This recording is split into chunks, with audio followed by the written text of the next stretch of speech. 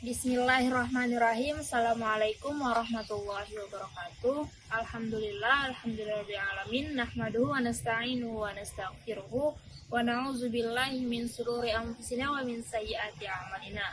May yahdihillahu fala mudhillalah wa may yudhlil fala hadiyalah. Asyhadu an la ilaha illallah wa asyhadu anna Muhammadan abduhu wa rasuluh. Amma ba'du. Perkenalkan, nama saya Salina Sution. Saya mahasiswi Magister Pendidikan Islam Anak Usia Dini, Fakultas Ilmu Tarbiyah dan Keguruan, Universitas Islam Negeri Sunan Kalijaga, Yogyakarta. Baiklah, di video kali ini saya akan membahas mengenai ilmu I'lamul Hadis. Di dalam ilmu I'lamul Hadis itu saya akan membahas 4 poin. Yang pertama, konsep ilmu I'lamul Hadis. Yang kedua itu ada urgensi ilmu I'lamul Hadis. Yang ketiga itu ada objek kajian ilmu I'lamul Hadis. Yang keempat itu metode ilmu I'lamul Hadis. Dan kelima itu contohnya. Sebelum kita memahami apa itu I'lamul Hadis, terlebih dahulu kita mengetahui apa itu i'lal. I'lal adalah cacat yang tersembunyi yang tidak terlihat secara langsung terhadap satu jalur sanad.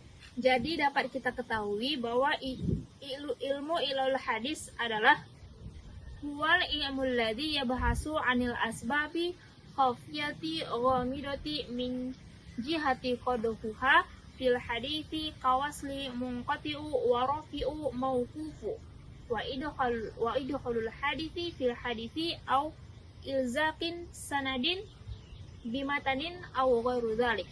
Jadi yang artinya ilmu yang membahas atau menerangkan sebab-sebab tersembunyinya dan tidak nyata yang dapat mencacatkan suatu hadis, seperti menyambung yang di pertengahan hadis tersebut atau memasukkan suatu hadis ke dalam hadis yang lain dan menempatkan sanad pada matan yang bukan semestinya, dan lain sebagainya.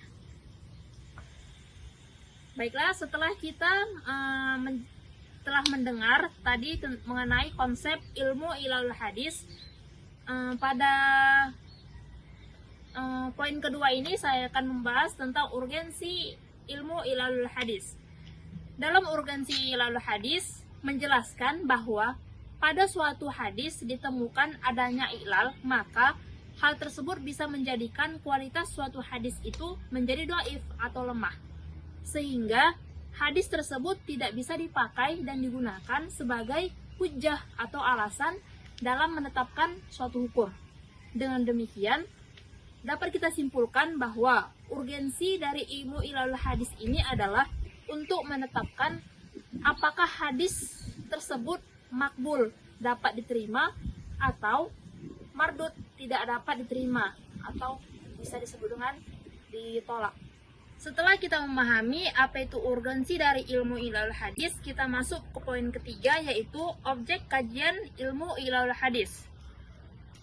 Memahami tentang objek kajian ilmu I'lamul Hadis ini, pastinya kita mengambil dari sanad dan matan, dan kitab-kitab yang memuat penilaian dan kritikan terhadap perawi, dikarenakan juga I'lamul Hadis ini terdapat pada sebuah hadis, pada satu hadis saja.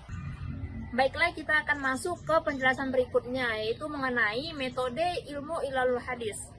Ulama yang ahli dalam mengkritik hadis mengakui bahwa meneliti I'lamul Hadis itu tidaklah mudah dan sulit untuk mengetahui kesahihan sanad dan hadis tersebut.